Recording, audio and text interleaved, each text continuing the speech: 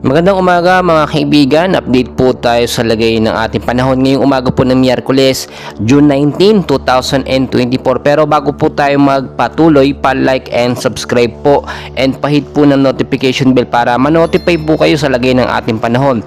So ngayong umaga ng Miyerkules po mga kaibigan ay patuloy pa rin po nating minomonitor. Ito nga pong southwest monsoon or hanging habagat na siya po nagpapaulan sa ilang bahagi po ng western section po ng Southern Luzon at ng Visayas area. At kung makikita po ninyo, kahapon talaga ay halos tuloy-tuloy po ang mahinang pag-uulan. Hindi po yun bagyo mga kaibigan, yun po ay southwest monsoon na talagang nagbibigay ng pag-uulan, especially sa ilang bahagi po ng Luzon at ng Visayas area. Ngayong umaga, asahan nyo po na medyo maulap ang panahon at bandang hapon po ay posibleng magkaroon ng mahinang pag-uulan at mga isolated light rains. So yung forecast weather condition po natin ay narito po yung mga lugar po na posible pong apektado ng hanging habagat.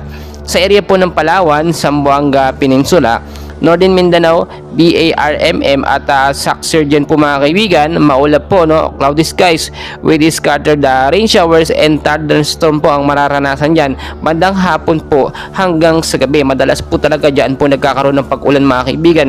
So kung lalabas po kayo ng medyo hapon hanggang sa gabi, magdala po ng payong, jacket, kapote, panlaban po yan hindi lamang sa init, gayon din po sa mga biglaang pag-uulan na hindi po natin inaasahan.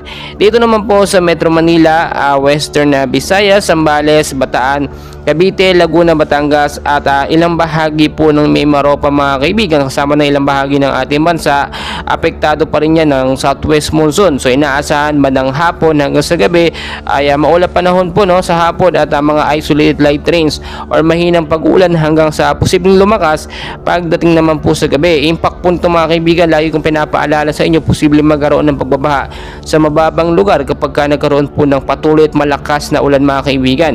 So linisin yung mga kanal, tanggalin yung mga basura para po makadali na maayos yung mga tubig. Umiwas din po kayo sa matataas na lugar, especially mga mabubundok na area mga kaibigan. Diyan po madalas nagkakaroon ng mga landslide kapag katuloy-tuloy po yung pag-uulan, lalambot po yung lupa, main cause po yun ng landslide mga kaibigan. At sa ilang bahagi naman ng ating bansa, localized thunderstorm naman po posible magpaulan dyan. So maging alerto pa rin po tayo dahil tignan nyo po mabuti, ayon din sa ating pinaka-updated na radar, wala po tayong binabantayan na bagyo as of now. Pero meron pong mga cloud cluster tayo na minomonitor na posible pong maging LPA or active LPA hanggang sa posible maging bagyo. But as of now, malabo ang tsansa na maging bagyo itong mga cloud cluster na ito. Pero posible, hindi natin masasabi ang panahon, pabago-bago po yun mga kaibigan.